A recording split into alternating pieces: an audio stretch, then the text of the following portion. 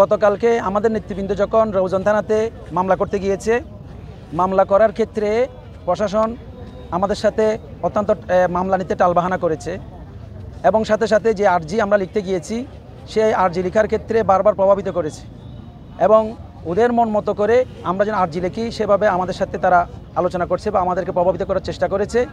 তো আমাদের কাছে এই সমস্ত বিষয়ের কারণে প্রতীয়মান হচ্ছে আমাদের সোহেল চৌধুরীকে এটা পরিকল্পিতভাবে হত্যা করা হয়েছে। এ কারণে আমরা আজকে সকাল সন্ধ্যা অবরোধ ডেকেছি।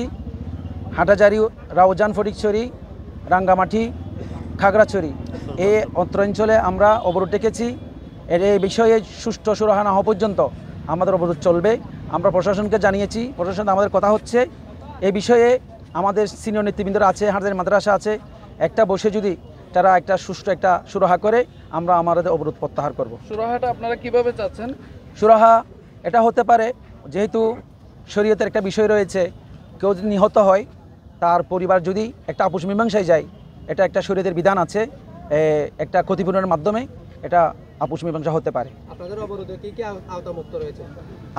আমরা টোটাল গাড়ির চাকা আমরা ঘুরবে না, আমরা আমাদের অবরোধে সব কিছু আমরা অন্তর্ভুক্ত করেছি। আর যেগুলো যারা জরুরি সেবা, অ্যাম্বুলেন্স, তারপর স্কুলের পরীক্ষার্থীদের আমরা ছেড়ে দিয়েছি, কাঁচামালগুলো ছেড়ে দিয়েছি, এগুলো যেগুলো নিত্য প্রয়োজনীয় এগুলো আমরা ছেড়ে দিয়েছি, কিন্তু এমনি অন্যান্য গাড়িগুলো আমরা অবরোধ করেছি।